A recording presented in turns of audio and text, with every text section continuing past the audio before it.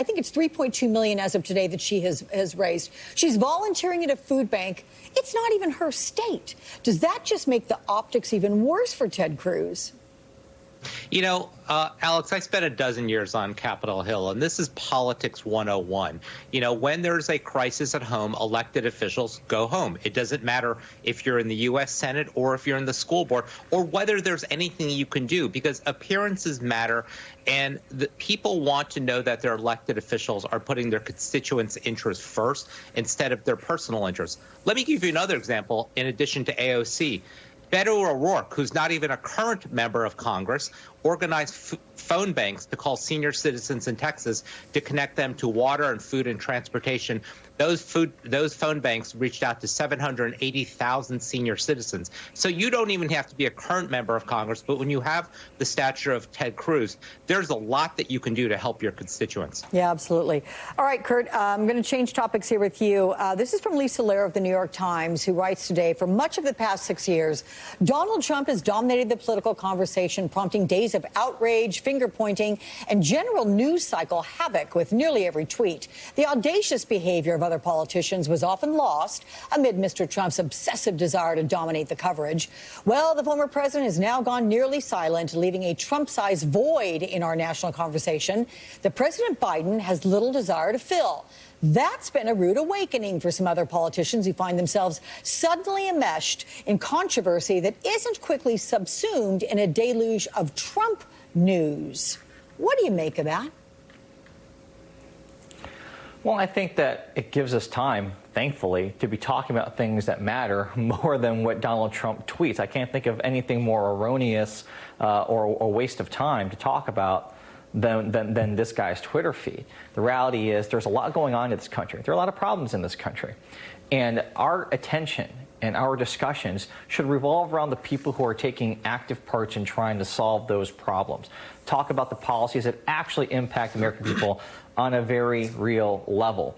And I think that what we're seeing, whether it's this fiasco with Ted Cruz or some of the scrutiny that Governor Cuomo is undergoing or just the everyday actions of a responsible president like Joe Biden, that's exactly what our time should be spent doing. And I'm sure it's driving Donald Trump crazy. Every minute that we spend on shows like yours talking about things that matter, talking about things like the rise in hate crimes against Asian Americans, talking about the rise in energy bills that the people of Texas are going to have to try to grapple with. Every time that we talk about something that isn't Donald Trump, it drives him nuts. And that's why you're going to see him do everything that he can to desperately cling to attention, to desperately try to get politicians to bend to his will. And if that actually does happen, Alex, it's because people are volunteering to be part of that circus, to be part of that show. At this point, there are no victims when it comes to Donald Trump. They're just volunteers. Interesting. And I'm going to get, I hope, to the rise in hate crimes. I'll ask a question about that in a second. But in terms of the volunteers, Chris, if you will, Senator Lindsey Graham is reportedly headed to Mar-a-Lago today. He's going on a peacekeeping mission amidst this kind of civil war that's underway within the GOP. Representative Steve Scalise went down there earlier this week. So the reason we talk about Donald Trump is this. Is Palm Beach the new epicenter of the greater Republican Party? Yes, and the other thing you didn't mention is that Nikki Haley tried to go down there and meet with Donald Trump this week, and he snubbed her. And I think what it shows is that in Donald Trump's world, there's only one person that he cares about, and that's himself. And he wants 100% blind loyalty, which is why people are going down there and, you know, and kissing his ring. But as we also saw this week in the blistering attack that Donald Trump made on Mitch McConnell, that unless you are 100% blindly loyal to him, he will come after you.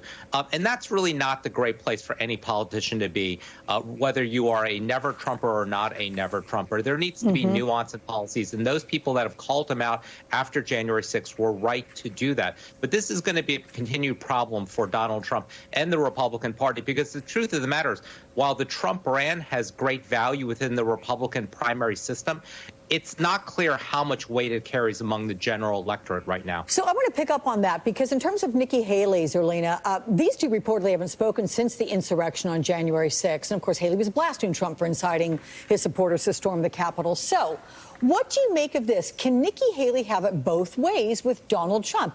How much did her statement condemning Trump for January 6th damage any potential 2024 run, or can she garner support from the non-Trumpian Republicans for her honesty?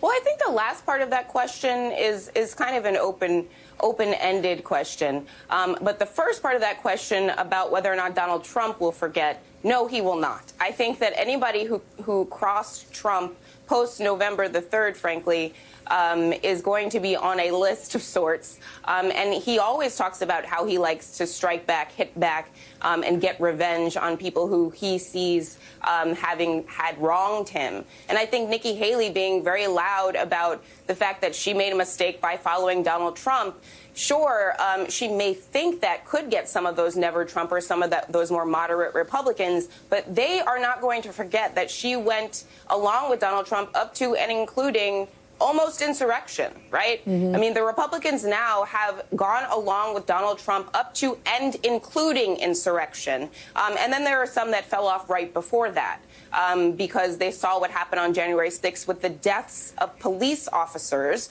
and they did not want to be allied with that. So she has a tough line to walk, but I think the fact of the matter is the Republican Party needs to figure out what they stand for, and it can't be a man. Yeah.